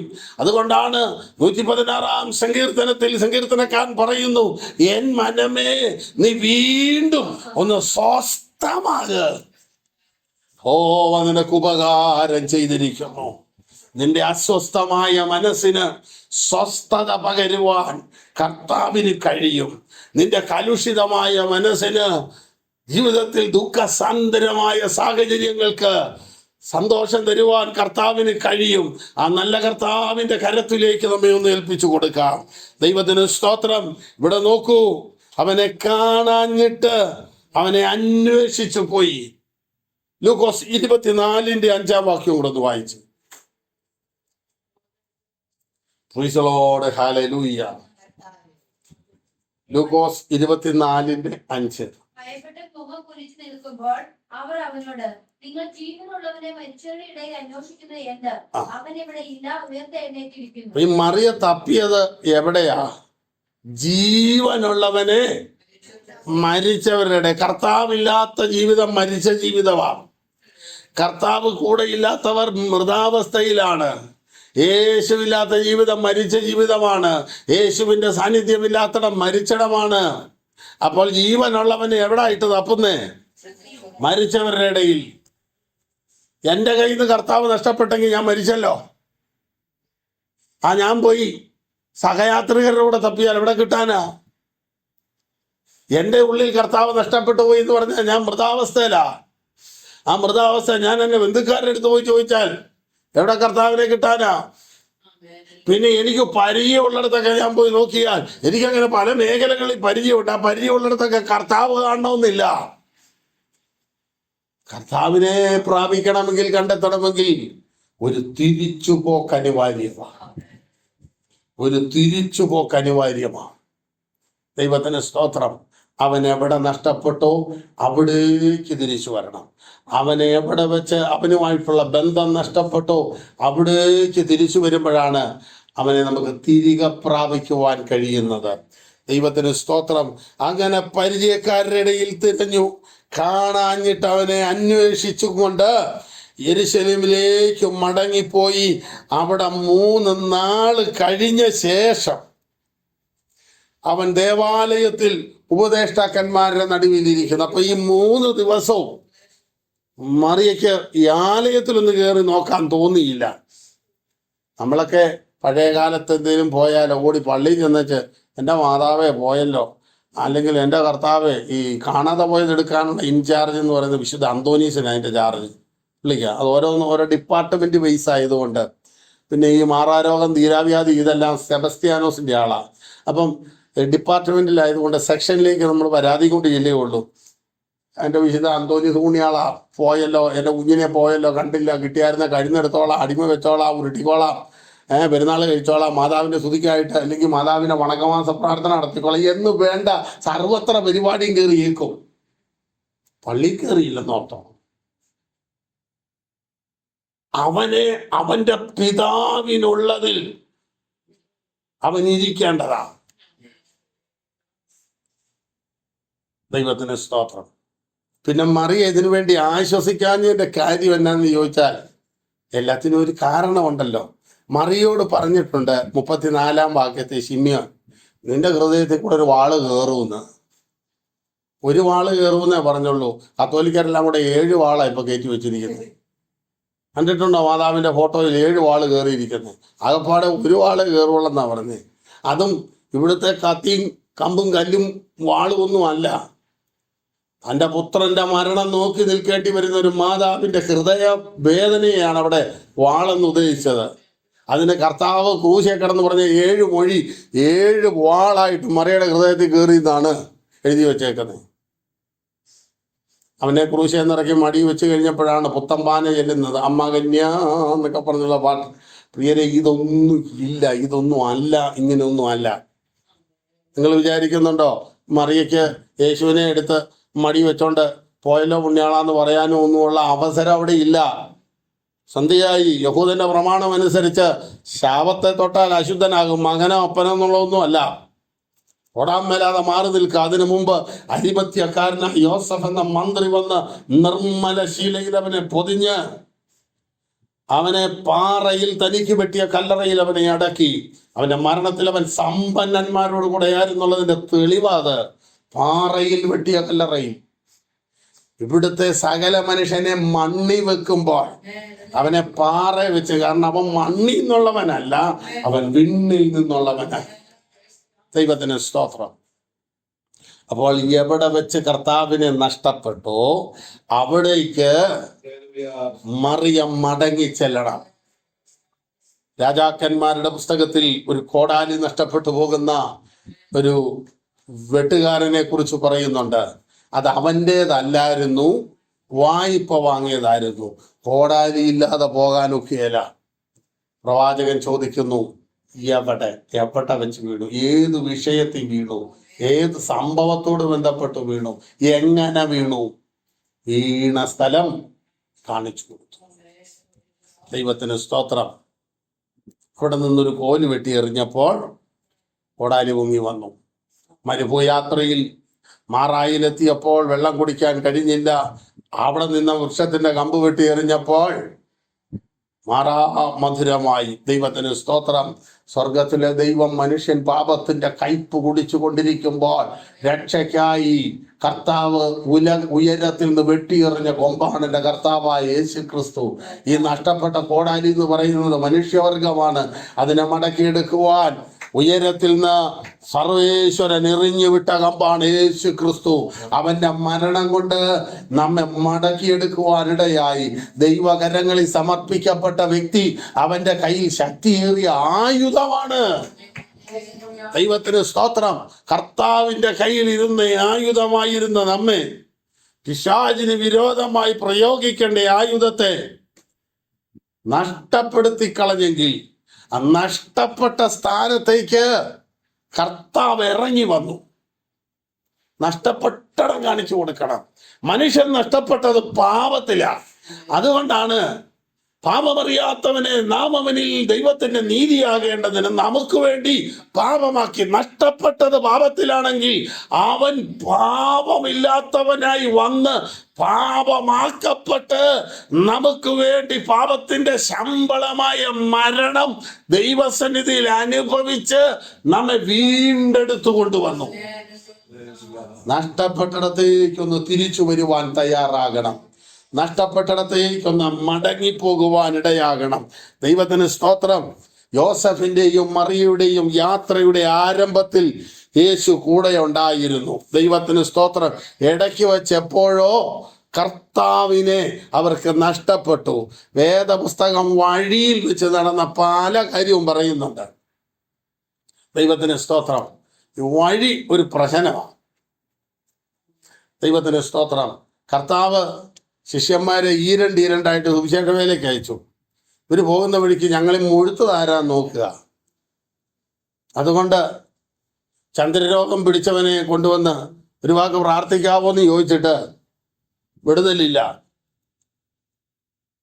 കർത്താവിനോട് തന്നെ പറയുന്നുണ്ട്, കർത്താവിന് നാണംകേട് വരുന്ന പോലെ നിന്റെ ശിഷ്യന്മാരുടെ അടുത്ത് കൊണ്ടുവന്നിട്ട് നടന്നില്ല. നീയല്ലേ അവരോട് പറഞ്ഞത്, നിങ്ങൾ എൻ്റെ നാമത്തിൽ രോഗികളെ സൗഖ്യമാക്കും, ഭൂതങ്ങളെ പുറത്താക്കും, മരണകരമായതൊന്നും കുടിച്ചാലോ കടിച്ചാലോ ഒരു കുഴപ്പവും വരികയില്ല, പൊക്കോ, എല്ലാത്തിൻ്റെ മേൽ ഞാൻ അധികാരം തന്നിരിക്കുമെന്ന് പറഞ്ഞിട്ട് ഞങ്ങൾ അവൻ്റെ അടുത്ത് കൊണ്ടുപോയിട്ട് സൗഖ്യമായില്ല.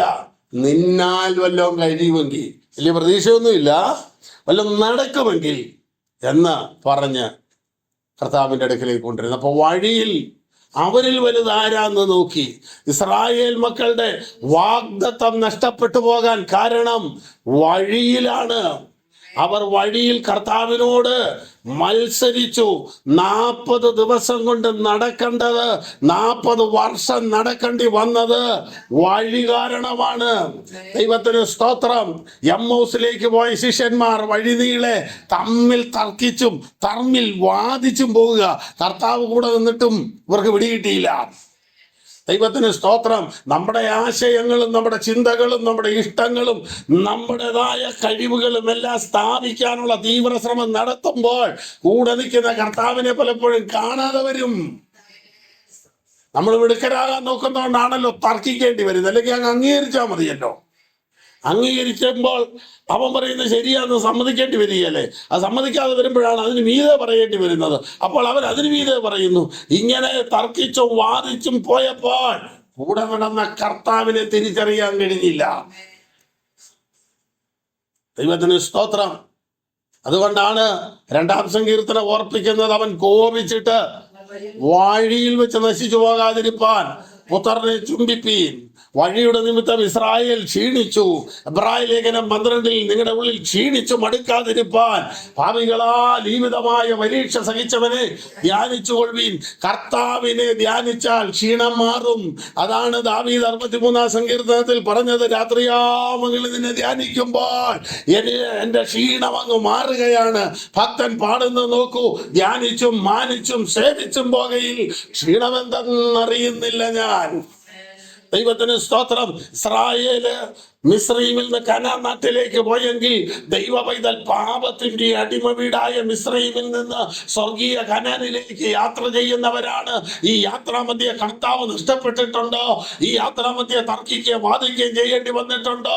ഈ യാത്രയുടെ നടുവിൽ ദൈവ സാന്നിധ്യം അനുഭവിക്കാൻ കഴിയാതെ വന്നിട്ടുണ്ടോ? ഈ യാത്രയുടെ നടുവിൽ കൂടെ വരുന്ന കർത്താവിനെ തിരിച്ചറിയാൻ കഴിയാതെ വന്നിട്ടുണ്ടോ?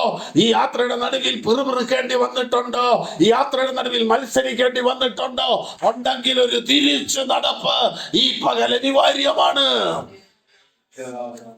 ദൈവത്തിന് സ്തോത്രം. വേദപുസ്തകം വഴിയിൽ നടന്ന കാര്യങ്ങളെ കുറിച്ച് പറയുന്നുണ്ടല്ലോ. ക്ഷീണം, വെറുവെറുപ്പ്, തർക്കം, വാദം, ഇങ്ങനെ പലതും. ദൈവത്തിന് സ്തോത്രം.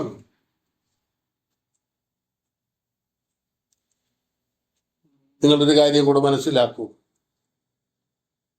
ദീർഘദൂരം യാത്ര ചെയ്തപ്പോൾ യാത്രാക്ഷീണം കൊണ്ട് കർത്താവ് നഷ്ടപ്പെട്ടു പോയതല്ല. യെരുശലേമിലേക്ക് ഒത്തിരി ദൂരമൊന്നുമില്ല. ചിലർ വിചാരിക്കുന്നത് ദീർഘനാളത്തെ പഴക്കം കൊണ്ടാണ് കർത്താവ് ചിലപ്പോൾ നഷ്ടപ്പെട്ടു പോകുന്നത്. എന്നല്ല, കർത്താവിന് എപ്പോൾ വേണമെങ്കിലും നഷ്ടപ്പെടാം. കർത്താവ് നമ്മുടെ ജീവിതത്തിൽ നിന്ന് എപ്പോൾ വേണമെങ്കിലും നഷ്ടപ്പെട്ടു പോകാം.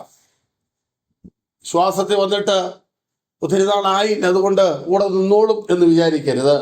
വളരെ പഴക്കം ചെന്നതുകൊണ്ട് നിന്നോളും കൂടെ എന്ന് വിചാരിക്കരുത്.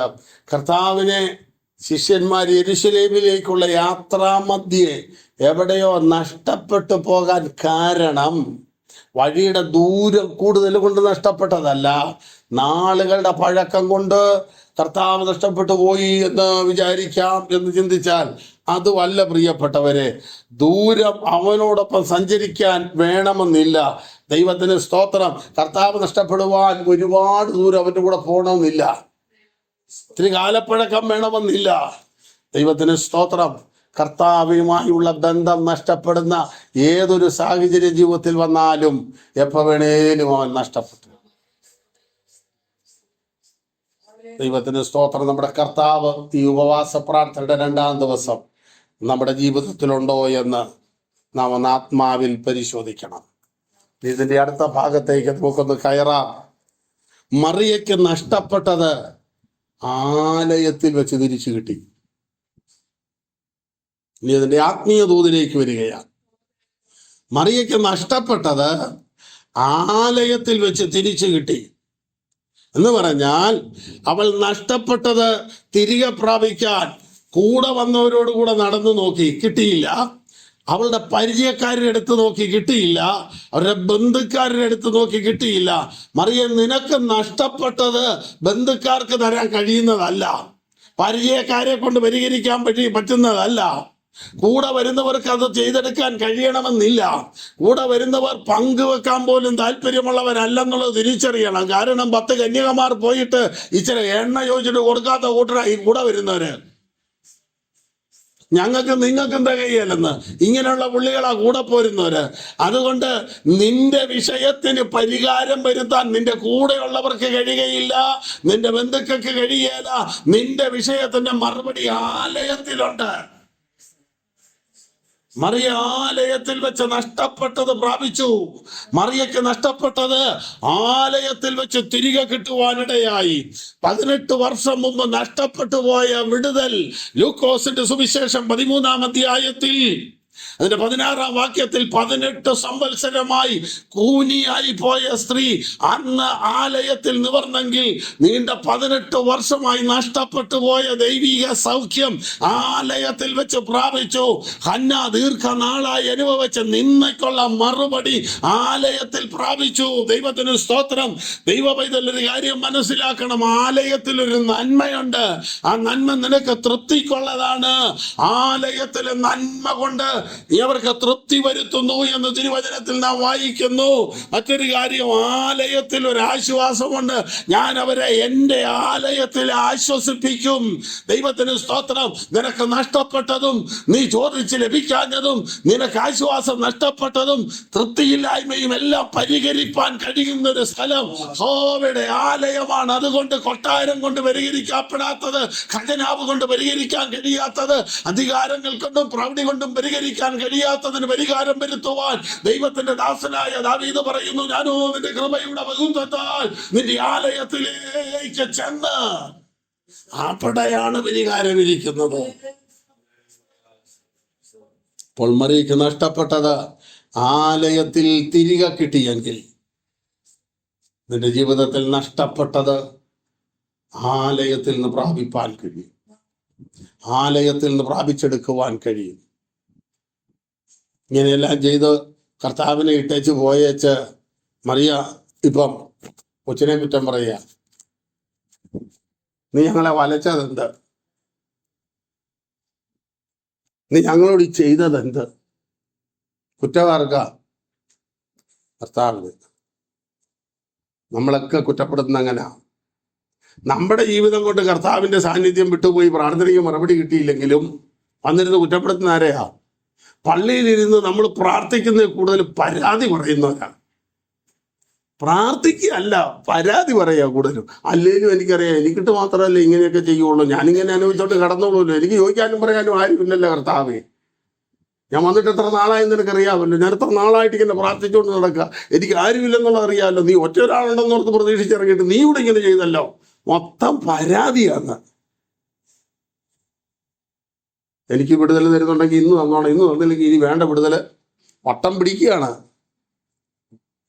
ഇന്ന് തരാത്ത വിടുതൽ എനിക്ക് കിട്ടിയിട്ട് എന്നാ കാണിക്കാനാ? ഇത്ര നാളായിട്ട് എനിക്ക് ഒരു സന്തോഷവും സൗഖ്യവും കിട്ടിയിട്ടില്ലെങ്കിൽ ഇനി എനിക്കത് വേണ്ട. പിണങ്ങി നിൽക്കുക, അങ്ങ് ചകിരി പിണങ്ങിയ പോലെ, ധൂർത്തപുത്രന്റെ ചേട്ടൻ വീട്ടിൽ കയറാൻ നിൽക്കുന്ന പോലെ. അവനോട് നീ കയറും അങ്ങനെ എന്ന് പറഞ്ഞിട്ട് നമുക്ക് കയറുകയല്ല, നമുക്ക് കലിച്ച് നിൽക്കുക വെളിയിൽ. കാലം കുറേ നിന്നെ സേവിക്കാന്ന് പറഞ്ഞിട്ട് എനിക്ക് ഒരാട് പോലും ഇല്ല. അങ്ങാണ്ട് കിടന്നു വന്നപ്പോൾ അവന് വേണ്ടി ഭയങ്കര പെരുന്നാൾ നടത്തുക. അവൻ പിണങ്ങി നിൽക്കുക. അതുപോലെ പലരും ഇന്ന് യേശുവിനെ കണ്ടെത്തുമ്പോൾ സന്തോഷിക്കുന്നതിന് പകരം അവനോട് കുറ്റപ്പെടുത്തുക, അവനോട് പരാതിയാ. നമ്മുടെ പ്രാർത്ഥനയ്ക്കകത്ത് ഒരു 80-85% പരാതിയാ. അതിന് സ്റ്റൈല് വ്യത്യാസം ഉണ്ടെന്നേ ഉള്ളൂ, സാധനം അത് തന്നെയാണ്. കർത്താവ് ഏറിയ നാളായിട്ട് ഞാൻ ആഗ്രഹിച്ചുകൊണ്ടിരിക്കുന്നല്ലോ എന്ന് പറയുമ്പോൾ അതിന്റെ മയപ്പെടുത്തി എന്നുള്ളതേ ഉള്ളൂ. സംഗതി വേറെ തന്നെയാണ്, അത് തന്നെയാണ്. നീ എന്നാ തരാത്തെന്നുള്ളത് തന്നെയാണ്, അത് വേറൊരു സ്റ്റൈലിൽ ചോദിക്കുന്നുള്ളതേ ഉള്ളൂ. കർത്താവ് മനസ്സലിയണമേ, ഞാൻ എത്ര നാളായി നാദാ നിന്റെ സന്നിധിയിൽ എന്നൊക്കെ പറയുമ്പോൾ, നാള് കുറേയായി ഇവിടെ വന്നിരിക്കാൻ തുടങ്ങിയിട്ട് നിനക്ക് ചെയ്യാൻ പറ്റുകയല്ല. നീ എന്നെക്കാളും മുമ്പേ വന്നവർക്കും എന്നെക്കാൾ പുറകെ വന്ന പലർക്കും കൊടുത്തല്ലോ. ഇങ്ങനെയാ. അങ്ങനെ പ്രാർത്ഥിക്കുമ്പോൾ വരുന്ന കുഴപ്പം എന്നാന്ന് ചോദിച്ചാൽ, പരീശന്റെ പ്രാർത്ഥന പോലെ നമ്മൾ കാണുന്നത് നമുക്ക് മുമ്പിൽ വന്നവര് നമുക്ക് പുറകെ വന്നവർക്കും കർത്താവ് കൊടുത്താണെങ്കിൽ അവരുമായിട്ടാണ് നമ്മുടെ കമ്പയറിങ് നടക്കുന്നത്. നമ്മൾ കർത്താവുമായിട്ടാണ് ബന്ധം. ദൈവത്തിന് സ്തോത്രം. നമ്മൾ ചിന്തിക്കേണ്ടത്, ഇത് പറയാൻ ഇവിടെ വരാൻ നീ ജീവനോട് ഉണ്ടായിരുന്നല്ലോ ഇന്നലെ. ഇത് പറയാൻ നീ ജീവനോട് ഇന്നും ഉണ്ടല്ലോ ഇവിടെ. ആ ജീവന നോക്കിയവൻ ആരാന്ന് ചിന്തിച്ച ഒന്നും പറയാനില്ല. എൻ്റെ ജീവിതത്തിൽ എന്ത് നഷ്ടം വന്നാലും എന്ത് വേദന വന്നാലും ഞാൻ ദൈവത്തെ കുറ്റം പറയുക. ഇന്ന് വരെ ഞാൻ പറഞ്ഞിട്ടില്ല. ഞാൻ ശരിയല്ലെന്ന് ഞാനങ്ങ് പറയുള്ളൂ. അതുകൊണ്ടാണ്. അല്ലെങ്കിൽ എന്നെ അവൻ ഉദ്ദേശിക്കുന്ന രീതി മോൾഡ് ചെയ്തുകൊണ്ടിരിക്കുകയാണ്. അതാ, അല്ലാതെ ചതിച്ചല്ലോ കർത്താവ് എന്നൊന്നും ഞാൻ പറയില്ല. അവൻ ചതിക്കുന്നൊന്നുമല്ല, നമ്മൾ ചെന്ന് അകപ്പെടുന്ന. മറിയ കർത്താവിനെ കണ്ടുമുട്ടിയപ്പോൾ മറിയ കർത്താവിനോട് പറയുന്നത് എന്നതാ, നീ ഞങ്ങളോട് ചെയ്തത്, ഞാനും നിന്റെ അപ്പനും എന്തേലും അന്വേഷിച്ചു. വേണമെങ്കിൽ യോസഫിനെ ചിന്തിക്കാം, എൻ്റേതല്ലോ എനിക്കെന്നാന്ന്. യോസഫ് നിൽക്കുന്നത് ദൂരം പറഞ്ഞ ഒറ്റ വാക്കേല, അവളെ ചേർത്തുകൊള്ളാൻ ശങ്കിക്കണ്ട, അത് ദൈവത്തിൻ്റെ ആത്മാവിനാലാണെന്ന്. ആ ഒറ്റ വാക്കേല പുള്ളി ഈ എന്ത് കോലമ കിടന്ന് കെട്ടിയ യോസഫ് കൊണ്ടുപോകാൻ പറഞ്ഞു. കൊണ്ടുപോകുന്നു, വീട്ടിൽ നിന്ന് ഇറക്കി വിടുന്നു, നാണം കിട്ട് എന്തെല്ലാം പ്രശ്നങ്ങൾ. യോസഫ് മുറിയും കൂടെ പോകുമ്പോൾ ആൾക്കാരൊന്ന് മൂളുകയോ അല്ലെ അവർ അന്ന് അർത്ഥം വെച്ച് നോക്കുകയോ ചെയ്യുമ്പോൾ യോസഫിനുണ്ടാകുന്ന വേദന ചെറുതൊന്നുമല്ല. അതെല്ലാം സഹിച്ചിട്ട് പോകേണ്ട ചെറുക്കനെ കാണാനും ഇല്ലെന്ന്. തപ്പി നടക്കുക. നമ്മളൊക്കെ ആണെങ്കിൽ വല്ലമ്പലി ചാടിക്കും. എവിടെ ആയിരുന്നോ എത്ര നേരം എന്ന് ചോദിച്ചു. മകനെ, ഞങ്ങളോട് ഇങ്ങനെ ചെയ്തത് എന്ത്? നമ്മുടെയൊക്കെ പ്രാർത്ഥനയ്ക്കകത്ത് ഉയരുന്നൊരു ശബ്ദമാണ്, കർത്താവേ നീ എന്നോട് ഇങ്ങനെ ചെയ്തത്. ഇവരിത് 12-ാം വയസ്സ് മുതൽ കേൾക്കുന്ന നമ്മുടെ കർത്താവ് ഈ ചോദ്യം, നമ്മളൊക്കെ ഇന്ന് ചോദിക്കുന്ന ചോദ്യം, അവൻ്റെ 12-ാമത്തെ വയസ്സ് മുതൽ കേൾക്കുക. അവൻ്റെ അമ്മ ആദ്യം ചോദിച്ചത്, എന്നാലും നീ ഞങ്ങളോട് ഇങ്ങനെ ചെയ്യുന്നത്. നമ്മളൊക്കെ ചോദിക്കുന്ന അങ്ങനെയാ, കർത്താവേ ഞങ്ങളോട് ഇങ്ങനെ ചെയ്യണ്ടായിരുന്നു, ഞങ്ങൾ എന്ത് കഷ്ടപ്പെടുന്നുണ്ട്, എന്ത് വേദനിക്കുന്നുണ്ട്, ഞങ്ങളോട് ഇത് വേണ്ടായിരുന്നു. കർത്താവ് ചോദിക്കുന്നത്, എന്നെ അന്വേഷിക്കണ്ടായിരുന്നല്ലോ. ആ വർത്താനം കൂടെ കേൾക്കുമ്പോൾ ഒന്നുകൂടെ ദേഷ്യം വരുള്ളൂ. എന്നെ അന്വേഷിക്കണ്ടായിരുന്നല്ലോ, ഞാൻ എൻ്റെ പിതാവിനുള്ളത് ഇരിക്കേണ്ടതല്ലേ.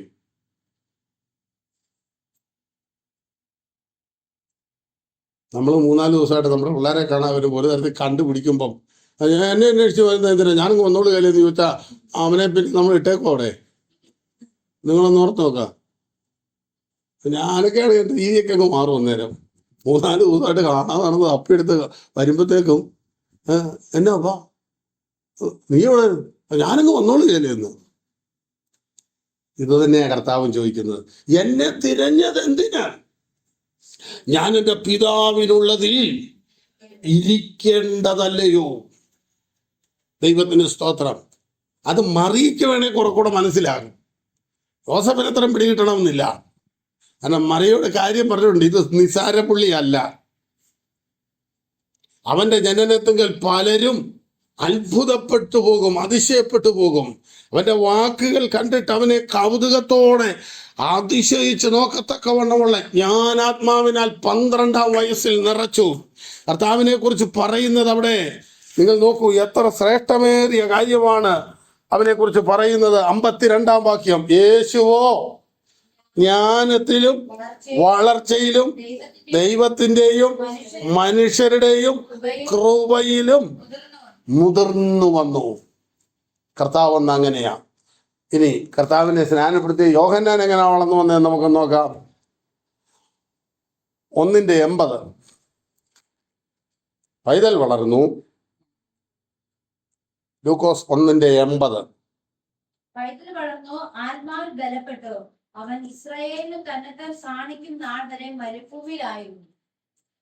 പൈതൽ വളർന്ന് ആത്മാവിൽ ബലപ്പെട്ടു. ദൈവത്തിന് സ്തോത്രം. ഇവിടെ കർത്താവിനെ കുറിച്ച് പറയുന്നത്, യേശുവോ ജ്ഞാനത്തിലും കൃപയിലും മുതിർന്നു വന്നു. ഇനി ഒരു വാക്യം കൂടെ നോക്കാം, 40-ാം വാക്യം, 2:40. പൈതൽ വളർന്നു, ജ്ഞാനം നിറഞ്ഞു, ആത്മാവിൽ ബലപ്പെട്ടു പോന്നു, ദൈവകൃപയും അവന്റെ മേൽ ഉണ്ടായിരുന്നു. അപ്പൊ കർത്താവിന്റെ മേൽ ദൈവകൃപ ഉണ്ടായിരുന്നു. കർത്താവിന്റെ അമ്മയുടെ മേൽ ദൈവത്തിന്റെ കൃപയുണ്ടായിരുന്നു. ഇപ്പം 52 വാക്യത്തിലോട്ട് വരുമ്പോൾ മനുഷ്യന്റെയും കൂടെ കൃപ ഉണ്ട്. അപ്പൊ ദൈവത്തിന്റെ മനുഷ്യന്റെയും കൃപ ഒരുപോലെ വന്നു. നമ്മളെ ദൈവത്തിനും മനുഷ്യർക്കും കൊള്ളാവുന്നവരാകണം. ചിലരെ വീട്ടിൽ നല്ലതാ, നാട്ടിൽ കൊള്ളുകയില്ല. ചിലരെ നാട്ടിൽ നല്ല ഡീസന്റാ, വീട്ടിൽ കിടന്നുകൊണ്ട് കാണിക്കുന്ന കണ്ട. ഇതുപോലെ ചിലര് സഭയെ കൊള്ളുകയില്ല. ദൈവത്തിന് കൊള്ളാം, മനുഷ്യന് കൊള്ളുകയില്ല. ചിലരെ മനുഷ്യന് കൊള്ളുകയില്ല, ദൈവത്തിന് കൊള്ളാം. ഇതല്ല വിശ്വാസ ജീവിതം. ദൈവത്തിന് മനുഷ്യന്റെയും കൃപ അനുഭവിക്കുവാൻ, സകല മനുഷ്യന്റെയും കൃപ അനുഭവിക്കാൻ കഴിയുന്നതാണ് ക്രിസ്തീയ ജീവിതം. നമ്മുടെ കണ്ണുകൾ കർത്താവിന്റെ വചനത്തിന്റെ മുമ്പിൽ ഒരു നിമിഷം അടയ്ക്കാം. മറിയ നഷ്ടപ്പെട്ട ക്രിസ്തുവിനെ ആലയത്തിൽ തിരികെ പ്രാപിച്ചതുപോലെ എന്റെ ജീവിതത്തിൽ നഷ്ടപ്പെട്ടത് തിരികെ പ്രാപിക്കുവാൻ ഈ ഉപവാസ പ്രാർത്ഥന കൊണ്ട് കഴിയട്ടെ. മറിയ നഷ്ടപ്പെട്ട ക്രിസ്തുവിനെ അന്വേഷിച്ച് നഷ്ടപ്പെട്ട സ്ഥലത്തേക്ക് തിരികെ വന്നു. ജീവിതത്തിൽ നഷ്ടപ്പെട്ടത് എവിടെയാണ്? അവിടേക്കൊന്ന് തിരികെ വന്നാൽ നീ മടങ്ങി പോകുന്നത് നഷ്ടപ്പെട്ടവളായിട്ടല്ല. ദൈവത്തിന് സ്തോത്രം. ഒരിക്കൽ നവോമി പറഞ്ഞു, ഞാൻ നിറഞ്ഞവളായിട്ട് പോയി, ഇപ്പൊ ഒഴിഞ്ഞവളായിട്ട് തിരിച്ചു വന്നു. നിറഞ്ഞവളായിരുന്നെങ്കിൽ അവൾ പോകണ്ടായിരുന്നല്ലോ. നമ്മൾ പ്രാർത്ഥിക്കുമ്പോൾ പറയുന്നത് ഒഴിഞ്ഞ പാത്രം പോലെ നാം വന്നു, നിറഞ്ഞവരായി പോകണം. ശൂന്യമായി ക്രിസ്തുവില്ലാതെ നീ വന്നതെങ്കിൽ പകൽ അവനുമായുള്ള ബന്ധം സ്ഥാപിച്ചുകൊണ്ട് വേണം പോകുവാൻ. അതിനായി കർത്താവിന്റെ കരത്തിൽ നമ്മെ ഏൽപ്പിക്കാം. ദൈവമായ കർത്താവ് നമ്മെ ധാരാളമായി അതിനായി അനുഗ്രഹിക്കട്ടെ. കേട്ട തിരുവചനത്തിന്റെ മുമ്പാകെ നമ്മുടെ കണ്ണുകളടയ്ക്കാം, നമുക്ക് പ്രാർത്ഥിക്കാം. നിത്യസ്നേഹത്താൽ ഞങ്ങളെ സ്നേഹിക്കുന്ന ഞങ്ങളുടെ ദൈവമേ,